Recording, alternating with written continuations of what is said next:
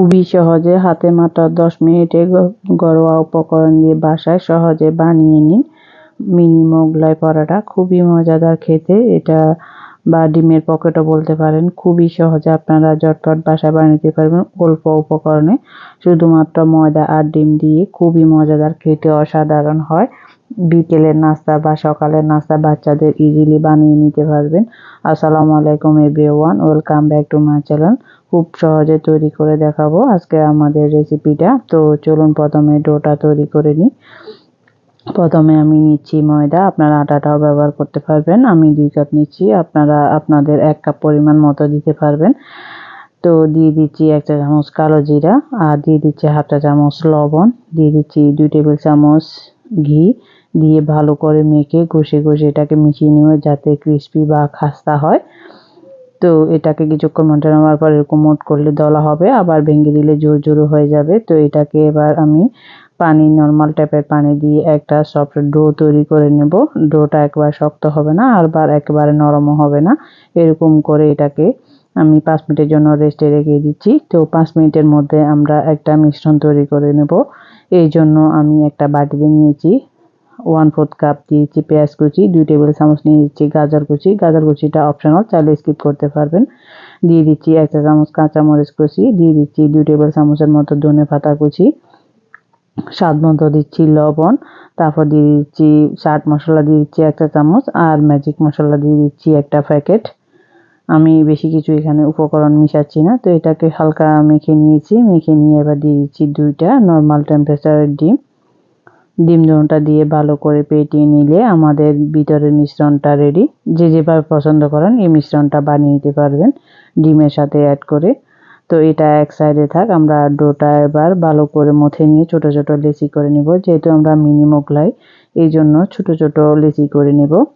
তো আপনারা আপনাদের পছন্দ মতো লেচিগুলো কেটে নেবেন। তো আমি আমার সাইজ মতো করে লেচিগুলো কেটে নিয়েছি। এবার এগুলোকে আমি ছোট ছোট রুটি করে বানিয়ে নেব। হালকা একটু ময়দা টাচ করে গোল গোল করে রুটি বানিয়ে নিচ্ছি।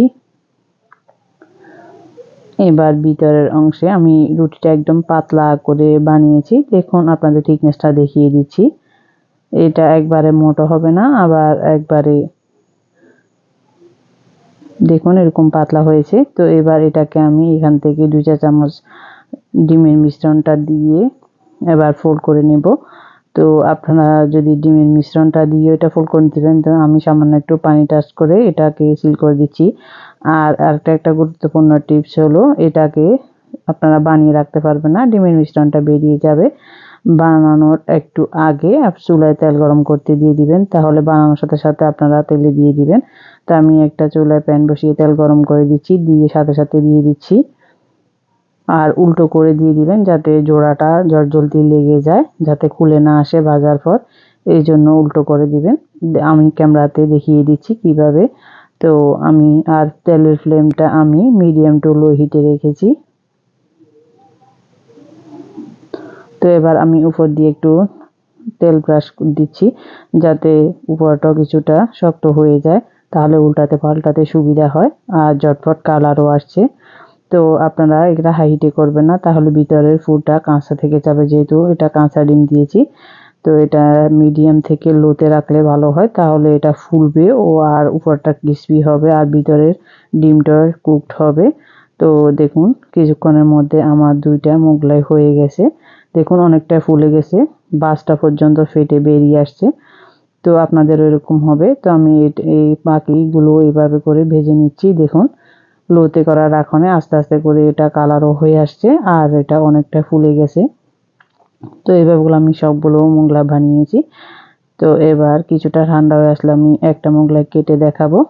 তো আশা করি এই পর্যন্ত আমার রেসিপিটা যদি কোথাও একটু ভালো লেগে থাকে, তাহলে চ্যানেলটি সাবস্ক্রাইব করে পাশে থাকবেন, বেল বাটনটি অন করে রাখবেন আমার ভিডিও নোটিফিকেশন সবার আগে পাওয়ার জন্য। আর যদি কোথাও একটু ভালো লেগে থাকে, তাহলে চ্যানেল সাবস্ক্রাইব করে পাশে থাকবেন, বেশি বেশি ফ্রেন্ডস এবং ফ্যামিলির সাথে শেয়ার করবেন। তো একটা মোগলাই আমি ভেঙে দেখাচ্ছি, খুবই ফুলেছে আর দেখুন ভিতরে ফুটও। এবার টমেটো সস, যে কোনো সস দিয়ে পরিবেশন করতে পারবেন। আজ এ পর্যন্ত, আল্লাহ হাফেজ।